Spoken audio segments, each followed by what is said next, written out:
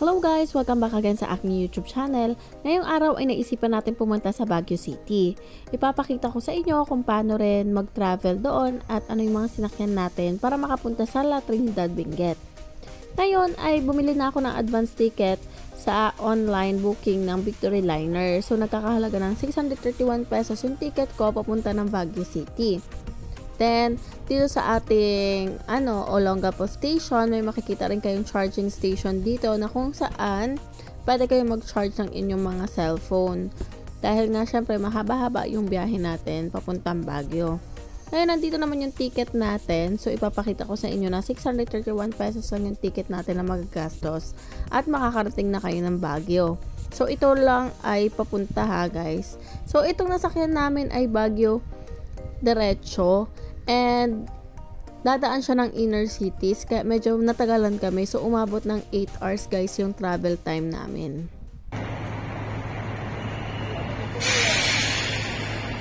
Ito na kami sa Baguio. So umabot ng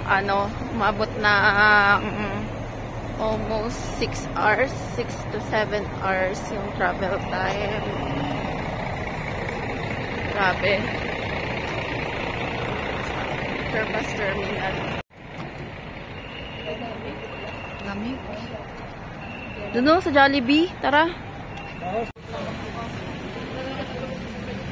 Yan, stop over dito sa Jollibee. Sa Jollibee Baguio. So guys, nandito na tayo sa Baguio. So nandito kami sa Jollibee, malapit sa may terminal. So walking distance lang siya sa may Victory Liner bus terminal. So kung gusto niyo mag-breakfast, dito yung pinakamalapit na stopover or yung kainan. Sobrang daming taxi.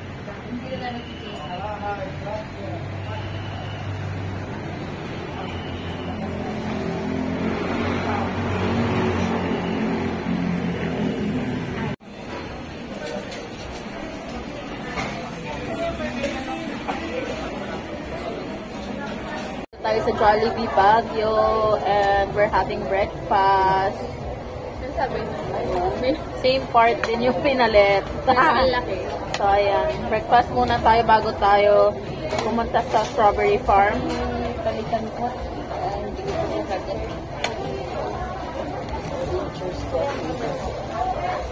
Matigas daw. Nakita mo naman, quick na quick talaga eh. Yes.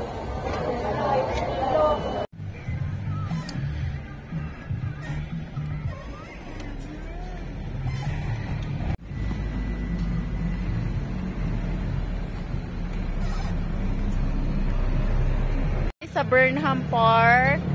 At from Victory to Burnham Park, siningil kami ng 105 ng taxi guys. Di ko alam kung legit yun. Nag-add siya ng 50 pesos. So, comment nyo na lang kung ganun ba talaga yung rate ng taxi papunta dito. So, pupunta tayo guys, Strawberry Farm. Ito yung mga hanapin natin. Sa, papunta dito sa may park.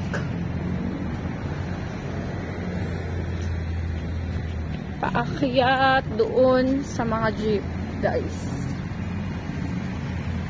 Ayan. Dito tayo sa Welcome Rizal Park.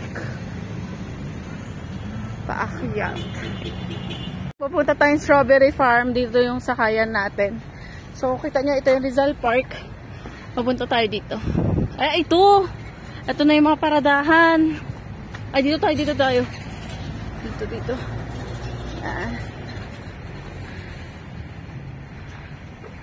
Yung mga sakayan ng jeep.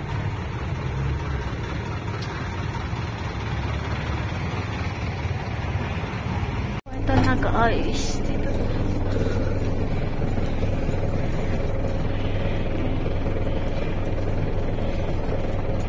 Ang pamasahe namin sa jeep ay 17 pesos lang guys hanggang sa La Trinidad Benguet na yon. Pagdating naman sa stopover guys ay ihihinto na kayo ng jeepney driver doon sa ating Strawberry Farm. So kailangan lang magtanong kayo. Strawberry Farm.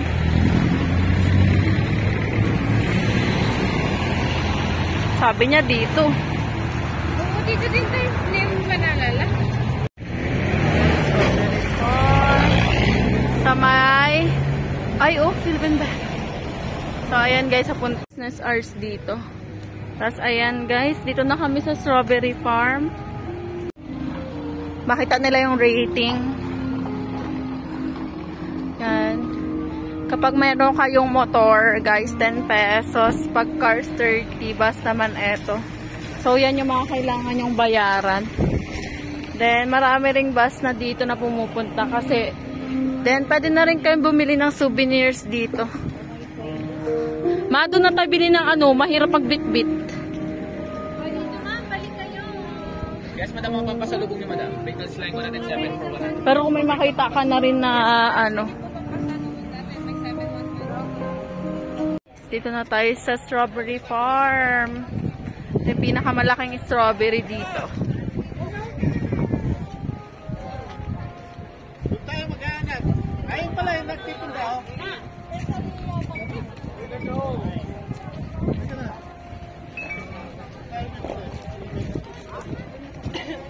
Tayo sa strawberry farm sa La Trinidad Benguet. Ito yung pinakamalaking strawberry na makikita natin dito sa Baguio. So, tignan natin, punta tayo dyan sa may strawberry farm. Alam nyo guys, sa loob nitong strawberry nito, may hidden gem tayong makikita. So, puntahan natin guys. Ito sa may hidden.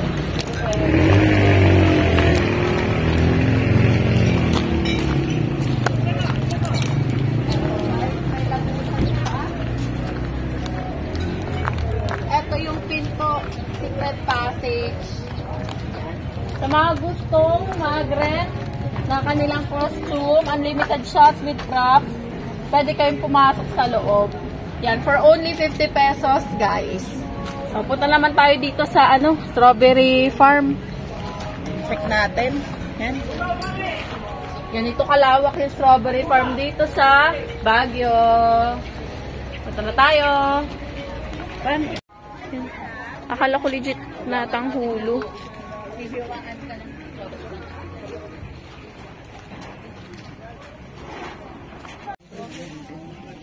Ito.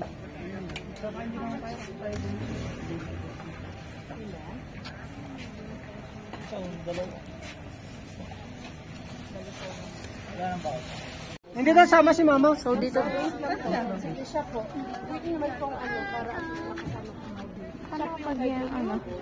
Hindi tayo, lang. Ayan. So, dito guys, yung strawberry farm. May mga road tayo na iba-iba. So, pwede nyong puntahan. No entrance fee dito guys.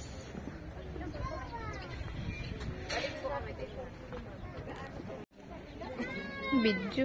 Yan, video nga yan, video. Kung ilang yung pinitas mo, Bigyan ka nila ng basket. walang minimum. Bawal kain. Ito yung farm directory. Malin? Ganyan lang pang set up. Kanya-kanyang tayo na. Mayroon din yan. Mataas ang lupa sa Baguio. Strawberry farm guys.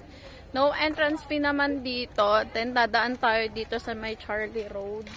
Actually makikita nyo na agad dito yung mga strawberries. Papakita ko sa inyo. Nasa background ko. Mga strawberries.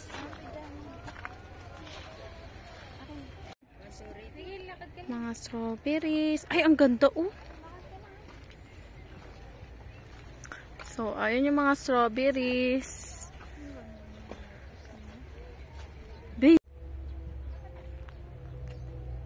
Ayan, tapos strawberry.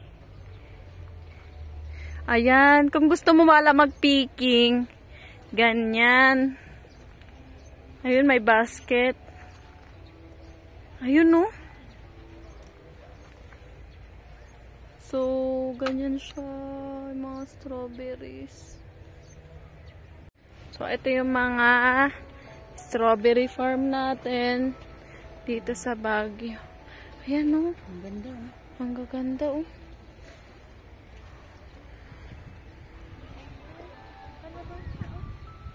Ito yung mga cherry tomatoes din. Makikita natin yung strawberry dito sa strawberry farm. Normal lang na lupa tapos hinahaluan lang namin. So, ayan guys. makikita natin yung strawberry. So, check natin. Ito tayo sa strawberry farm. Try natin mag-strawberry picking. So, meron tayong iba't ibang strawberry. So, kailangan kapag mamimili tayo ng strawberry, dapat, red na siya. So, ayan. Yan. Gantikin natin.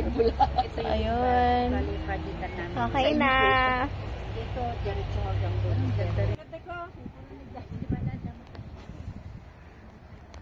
Ayan. Pwede kayo mag-pictures dyan. Tapos, ito yung mga strawberry. Medyo mahirap. Maraming strawberry dito. Miu, ikaw na bahala dun sa picture ko, ah. Ang gaganda nung niya. So, hanggang doon sa dulo. So, hindi na kami maglalakad hanggang dulo, guys, dahil medyo maputik. Mamitas na kayo. Mamitas na kayo. Mag-picking na kayo. Dito na lang para isang Oo. Dito po tayo sa Baguio City, sa Strawberry Farm. Wow! Black Pavilion, ang gina ng strawberry. Grabe. Ang ganda kasi nasaktuhan natin yung season na maraming... Walang tao. Oo. Dito sa part na to, sobrang dami. Lipat ka. Lipat ka dito sa part na to. Kahit hindi na tayo umabot dun sa dulo.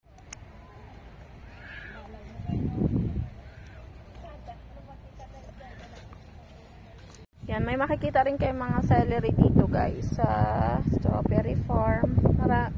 Marami pa tayong makikita ang iba't ibang mga halaman dito talaga. So, be sure na maaga kayo pupunta dito, guys, sa strawberry farm para hindi mainit. Ngayong oras, kasi pumunta kami mga 8:30 na ng umaga. Nataon naman na sobrang ganda nung panahon, nakisama. Hindi kami nahirapan na pumunta at mamitas. So, ayan. Puntahan na lang natin yung mga next na destinations natin dito sa Baguio. Pero kailangan, guys, syempre, ito yung pinaka-highlight ng natin pagpunta dito. Strawberry talaga. Kasi, Baguio lang talaga yung merong farm ng strawberry dito sa Pilipinas. Ito. So, ito po yung bulaklak ng strawberry. White siya. Yan. So, napakaganda ng lugar. Ipaano muna? Jude's Little Tin Farm ka mo. Oo, alam ko. Pagbaba lang, mauna na nilang pasugin to. Oo. Ayan. So, meron din silang lettuce. Dito mo ako picture mga na-pick namin, guys, na strawberry. Malawak. Kanya-kanya po pala ang may-ari, Opo. Pero malaki rin po gastos niya dito, no? Sa strawberry. Kaya mahal kasi mahal din yung expense. Opo. Mismo ang may-ari, Tapos madam. everyday yung pag-asikas. So, exit na kami, guys, dito sa strawberry farm. Tara na, let's go. Exit. Exit na po kami. Nakapitas na rin kami ng strawberry.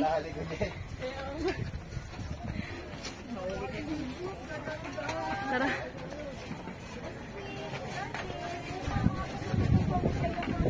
Yan. So, next stop natin, guys, mag-Burnham muna tayo. Dito, madam. Sa tayo, guys, sa strawberry farm. Then, sumakay kami sa jeep. 20 pesos po yung bayad. Pupuntang magsaysay daw tong jeep. So, check na lang natin yung area mamaya.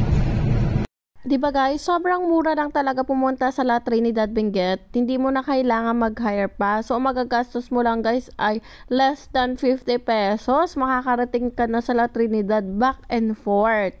Then, ito na nga po, pwede na rin kayo maglakad-lakad sa palengke dahil ibababa naman kayo sa magsaysay. Hoping na nakatulong itong aking video at kung may mga katanungan ka, don't forget to comment down below.